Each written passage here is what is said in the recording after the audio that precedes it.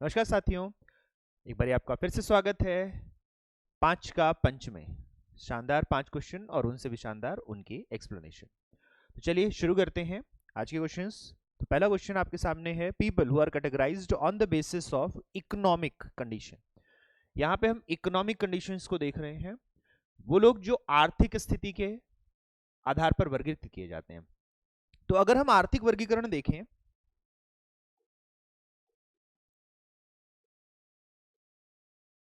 अगर हम economical classification देखें तो हमें क्या क्या देखने को मिलता है। एक तो हमें देखने को मिलता है कि पूंजीपति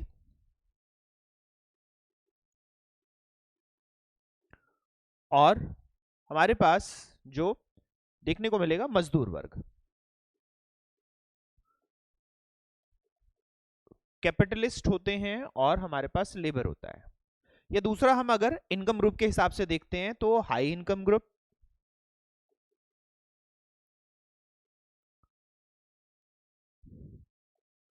फिर हमें मीडियम इनकम ग्रुप मध्य आय वर्गीय, फिर लो इनकम ग्रुप निम्न आय वर्गीय, और फिर बिलो पॉवर्टी लाइन बीपीएल।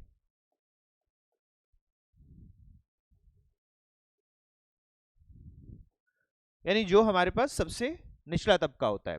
तो ये जो हमें पूरा का पूरा देखने को मिलता है, ये क्या है? ये सब के सब क्लास ऑफ द सोसाइटी कहलाते हैं, ये समाज के वर्ग कहलाते हैं। जब हम इनकम के आधार पर, इकोनॉमी के आधार पर बांटते हैं तो इन्हें हम क्लास कहते हैं। तो क्लास हमारे पास जो हम देखें तो हमें जो पूंजीपति और मजदूर का वर्ग देखने को मिलता है, ये परंपरागत रूप से हम इसके वर्गीकरण को देखते हैं पूंजी निवेश के हिसाब से। और दूसरा, हम जब अगर आय के हिसाब से वर्गीकृत करते हैं आधुनिक तौर पर, तो हम इनकम के हिसाब से करते हैं, आय के हिसाब से करते हैं। तो उच्च है, मध्यम वर्गीय है, निम्न वर्गीय है, और बिलो पॉवर्टी लाइन बीपीएल हमें दिखाई देंगे। इसके अलावा अगर हम देखें तो बाकी जो हमारे पास एथनिक ग्रुप है, इसे हम रेस कहते हैं। ये जो एथनिक ग्रुप होता है ये रेस कहलाता है। जो हम कहेंगे कि हमारे पास, जैसे भारत में हमारे पास द्रविडियन है, आर्यन है, या फिर हम कहते हैं कि जो वाइट रेस और ब्लैक रेस की हमारी अमेरिका में बात होती है, तो ये रेसिज्म या रेस इसको कहा जाता है। वहीं पे कास्ट हम देखते हैं, वर्ण व्यवस्था भारतीय की सांस्कृतिक हमारे पास वर्गीकरण व्यवस्था है, जो कि कार्य आधारित होती है और जन्म के आधार पर वर्गीकृत की जाती है। ठीक है, तो ये कास्ट है हमारे पास। तो कास्ट भारतीय संस्कृति का एक हमें स्वरूप देखने को मिलता है वर्गीकरण। ये आय के ऊपर आधारित नहीं है, ये जन्म से मिलती है और जन्म के बाद कार्य आधारित, हमें जिसे वर्ण व्यवस्था कहा जाता है, उसके आधार पर देखने को मिलता है। जबकि अगर हम धर्म के आधार पर देखें तो धर्म के आधार पर हम अल्पसंख्यकता और बहुसंख्यकता कहते हैं, कि जो माइनॉरिटीज होते हैं, रिलीजियस माइनॉरिटीज, हम उसके रूप में देखेंगे, वो धर्म के आधार पर हमें वर्गीकरण देखने को मिलेगा। तो यहां उत्तर हमारा तीसरा है। चलिए अगले क्वेश्चन को देखें। Who developed the first intelligence test? तो पहला जो बुद्धिमत्ता परीक्षण है वो विकसित किया है बिने और साइमन ने, जो कि किया ईयर 1904 में। 1904 में बिने और साइमन ने क्या किया? पहला बुद्धि परीक्षण यहां पर विकसित किया है, जिसके माध्यम से इन्होंने शैक्षिक पिछड़े बालकों की पहचान की। जो शैक्षिक पिछड़े बालक हैं, एजुकेशनल जो हमें देखने को मिलते हैं, लैग बिहाइंड जो हमारे स्टूडेंट्स हैं, लर्नर्स हैं, उनके आइडेंटिफिकेशन के लिए जो टेस्ट बनाया गया, वही टेस्ट हमारा प्रोटोटाइप बनता है पहले इंटेलिजेंस टेस्ट का, जो कि बिने और साइमन का हमें टेस्ट देखने को मिलता है। चलिए अगले क्वेश्चन को देखें। The temporal lobe language region is known as. तो यहां पर जब हम टेम्पोरल लोब को कहते हैं तो इसे कर्णपाली कहा जाता है। यहां अस्थाई लोब इसके लिए नाम लिखा गया है, ये है कर्णपाली। टेम्पोरल लोब के लिए जो नाम हमारे पास बनता है ये है कर्णपाली। अब अगर कर्णपाली की बात करें तो कर्णपाली में जो हमारा लैंग्वेज रीजन है, भाषा क्षेत्र जिसे कहा जाता है, वो है रिंकी एरिया। रिंकी एरिया है जिसे हम भाषा क्षेत्र कहते हैं। ये क्या करता है? रिंकी एरिया हमारे पास लैंग्वेज कॉम्प्रिहेंशन के लिए जिम्मेदार होता है। ये भाषा पाठबोध के लिए, साथ ही साथ ये लैंग्वेज प्रोडक्शन के लिए जिम्मेदार होता है, ये भाषा उत्पादन के लिए जिम्मेदार होता है। तो रिंकी एरिया हमारे पास किस में पाया जाता है? ये अगर आप देखेंगे तो रिंकी एरिया हमें देखने को मिलता है सुपीरियर, हमारा जो टेम्पोरल होता है उसमें देखने को मिलता है। ये जो टेम्पोरल कौन से होते हैं, कर्णपाली कौन सी होती है, जो मस्तिष्क के दोनों तरफ हमारे पास जो पाए जाते हैं, तो ये कर्णपाली होता है। कपालपाली हमें देखने को मिलेगा, शुरू में हम देखने को मिलेगा कि ये हमारे पास कॉर्टेक्स है, इसके बाद हमें पैरेटल देखने को मिलता है और फिर हमें पश्चपाली देखने को मिलती है। तो यहाँ पर जब हम देखें तो उसमें कर्णपाली ने टेम्पोरल लोब्स में हमें रिंकी एरिया, यहाँ पे दो बिंदु हमारे पास देखने को मिलेंगे। तो इसमें सुपीरियर ऊपर की तरफ हमारे पास जो एरिया है उसे रिंकी एरिया कहते हैं। उसी के कोऑर्डिनेशन में ब्रोका एरिया होता है हमारे पास। तो ब्रोका एरिया क्या करता है?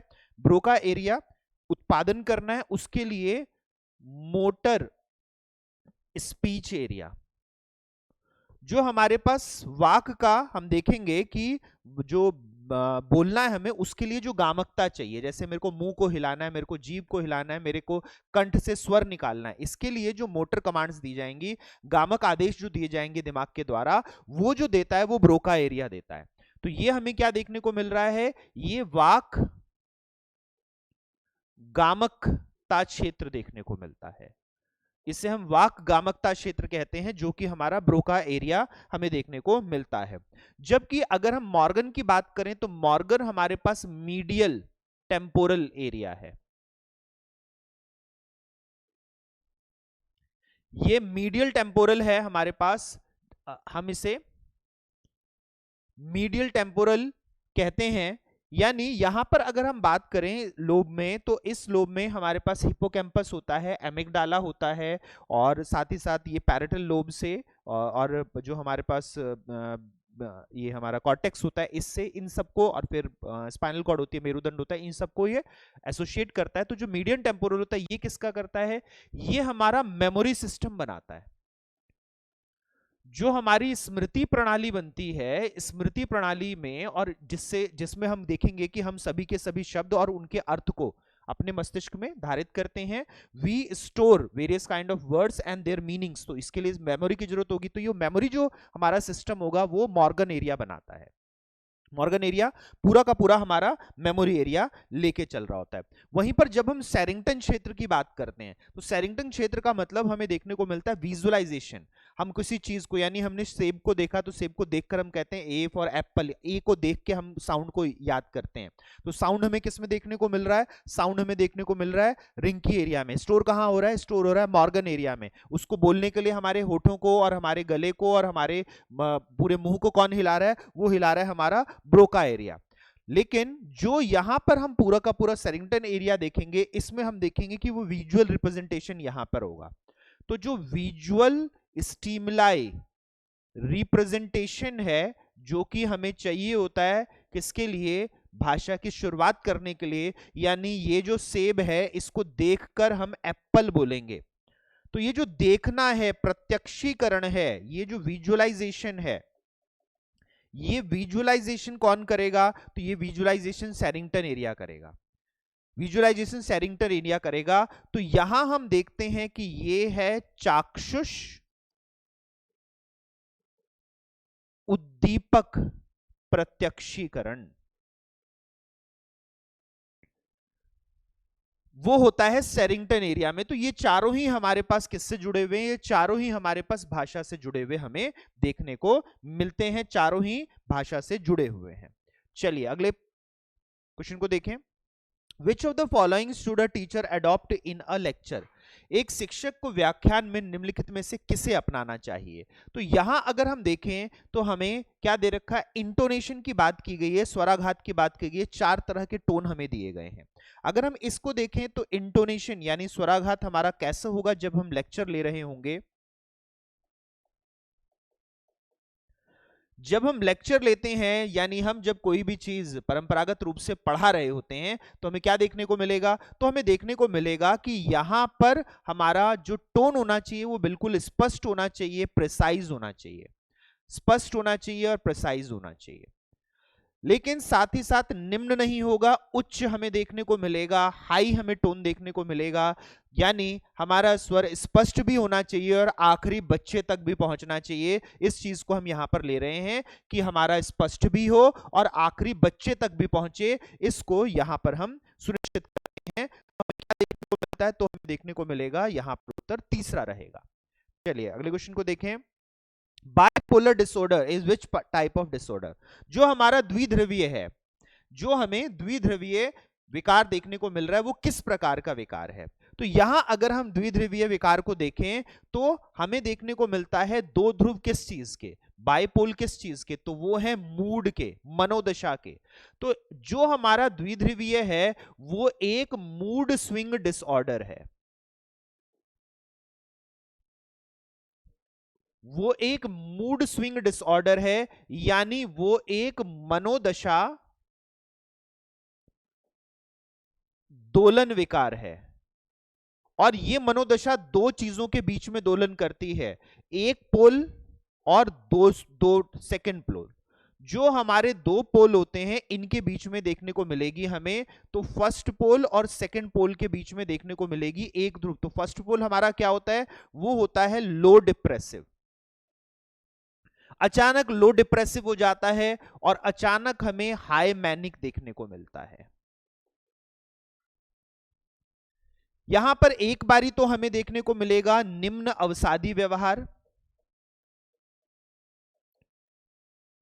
यहां हमें एक बारी निम्न अवसादी व्यवहार देखने को मिलेगा। वहीं यहां पर हमें देखने को मिलेगा उच्च उग्र व्यवहार।